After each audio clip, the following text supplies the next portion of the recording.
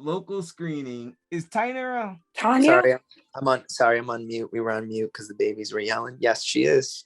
I wonderful. All right, so we'll talk about local screening. So Lonnie and Earl, you guys got locals in your places, and Tina also has a local in her place. And as you guys know, I always say, let's stay away from locals as much as we possibly can. Sometimes they might slip through, or there may be an extenuating circumstance where you allowed them in. So we want to talk about what those circumstances might look like, and when and when not to, and then also how to handle them, because Earl had questions about how do you screen so that they don't get in. Earl, tell us how the guy got in. What happened? Hey, Coach. All right. Yeah, I was muted. Yeah. So the way they got through is we sent out the text message of, we saw your inquiry. We'd love to accommodate you. What are you in? What business do you have? Well, in Rochester. Oh, that sounds like that sounds like a pre-written message that I've given. That is, that's yours. Yes. Okay. I know. Go ahead. I'm listening. I'll talk to Lonnie about that in a minute. Go ahead. So their response back is that they were from South Africa, and they were coming to the States to work. Uh-huh. So we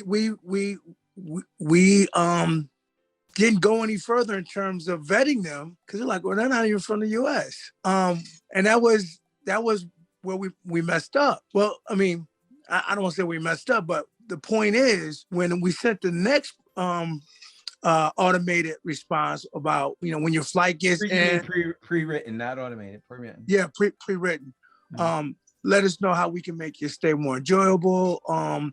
And when your flight comes, shoot us your email and your phone number. But then the phone number, pre-written, but go ahead. I must be saying it wrong, but because it's yours, it's all yours. Oh, okay. All right. But then we got back a 585 area code. And we're like, man, that's odd, because we host an international student from China, and when he came over, we had to get all of that stuff set up for him. And then on yesterday, they asked us about church service. Where could they go to a good church? Mm-hmm. Which was I get that a lot. Mm-hmm. Yeah. And then my wife's said, well, do you have a vehicle? And she said she did. My wife's like, how does she have a vehicle? Maybe it's a rental. Maybe it's a rental. That's what she said. Maybe it's a rental. So at any rate, long story short is, today was garbage day. I go by the property before I head to school, and I see the car in the yard. I was like, babe, we got a local. I don't know what we did wrong, but we got a local. How could you tell? Did they have New York plates and stuff? I mean, how could you tell? They're New York plates, yep. And it wasn't a brand new car? No. Uh-huh. So it wasn't a rental, New York plates, and you got a local. All right. So what's the first question that I typically ask, that you should typically ask when someone's inquiring? Why are you in town on business? Well, what brings you to the area?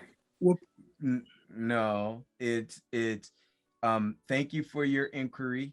Thank you for your interest in our place. We would love to accommodate you. How many people will be staying with you, and what is the reason for your stay? That's exactly what we ask. Yep.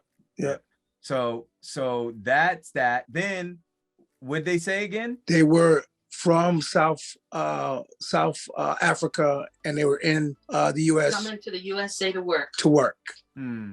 So one of the things I always do is they have a phone number inside of Airbnb. When in their profile, because it's been so long since I've looked at it. Hey, Taina. Yeah, I wanted to say, so the questions that I normally start off with, and this is for everybody, my automatic first response is, hi, so-and-so, I would love to accommodate you. Where are you coming from, and what brings you to Binghamton? This is where we are. Where are you coming from, and what brings you to Binghamton? That's what I say, because if they're from Binghamton, they're going to tell me, oh, I'm originally from here, or, oh, I'm coming from so-and-so, and I'm coming for business, or I'm coming to visit, blah, blah, blah. That way they answered that. They answered that, huh? Though. It's the same question. You saying, what is your, how many people? Where are you coming from? Right. I'm sorry, go ahead. No, but one, I guess, okay, and hers is a little bit different than mine because I don't ask. Because one of the things we do, like I always look at phone number, like, and I look at phone number, and I also look at no, because I don't think they don't show necessarily phone number when they're inquiring. But what they do show is they show where they're from in their profile. Did their profile say South Africa? My wife's pulling up their profile right now, just because we're wondering those questions. I always look at that. I always do it no matter what. I don't care where you say you come from. I always look. Right.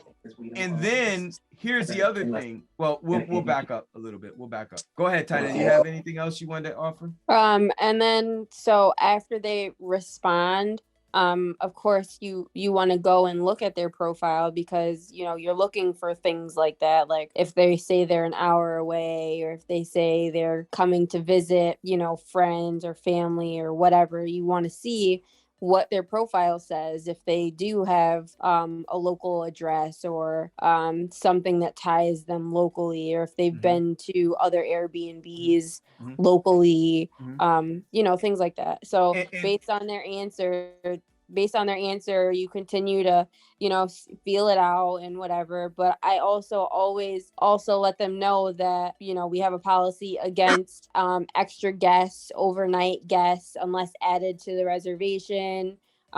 We have a policy against being intoxicated, no partying, that things like that, and then that gives them that doesn't give them any space to say, oh, I didn't know, or oh, well, if they have any questions, oh, can I have a guest come over? Can I have this person come and visit me? Blah, blah, blah. Yeah, but you're getting into something else. We're just talking about the local vetting. Right, but I'm saying, like, even if they're coming from an hour away, they're going to let me know when I say that if they have any thoughts or any ideas that may become a problem. I see. Yeah. So I see. So what she's saying is, because typically if someone's local, like that's one of the reasons why we don't do locals, because they're coming with their baggage too. What I mean is, I'm not talking about literally their baggage. I'm talking about their baggage, their local baggage, right? The reason why they have to stay in an Airbnb versus having a place already. So yeah, go ahead. So we're looking at her profile right now.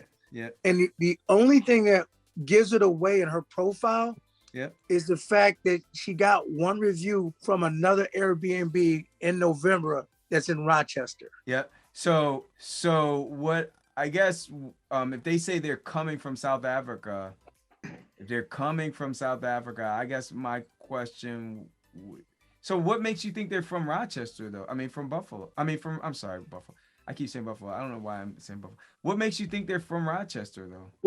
Well, because of the 585 area code and because of the New York State license plate. Okay, so two things. One, if you saw that they had a review already, that is a flag. The flag is, I don't know if it was a good review. They've been here before in the area. They've been here for whatever reason. Right. And that review was from when? From November. Yeah. So that's a flag for me. The flag would be, because she just lied. She just said we're coming here from. No, you're already here, right? I would have caught that. I would have caught it. You're already here, because we look at profile, and the profile to also show she got a review. So where's the review from? Rochester. You got a review from Rochester. It's a positive one, but you just told me you're coming here. So I would say something like, I told y'all, I'll ask the question 3 different ways. I'll say, are you just arriving from South Africa, or have you been here, or are you already in town? Something like that. And then see what she says. Right. Okay. And if they say, well, no, we're just, you can also ask if they brought a vehicle with them, or if they have a vehicle. That way you'll know, like, if it's theirs or if they had a guest staying there, and that way you can ask, did you have another person in the house during your stay or anything like that?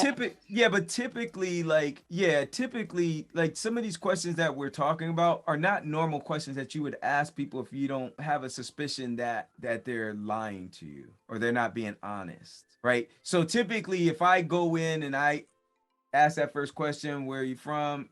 I mean, what's the purpose of your stay? How many people be staying with you? They'll tell me. I will check out their profile. Boom, boom, boom, boom. If everything checks out, I might ask another question. So that's it. And then typically they're going to be asking questions, right? And then from there, I don't get into everything with everyone. They don't have to necessarily. But if something's not checking out right, then I start getting into another mode. And the other mode is I got to start drawing out the truth. And the truth is, okay, and if I feel like I'm going round and round in circles with someone, I'll just say, I don't think I won't be able to accommodate you.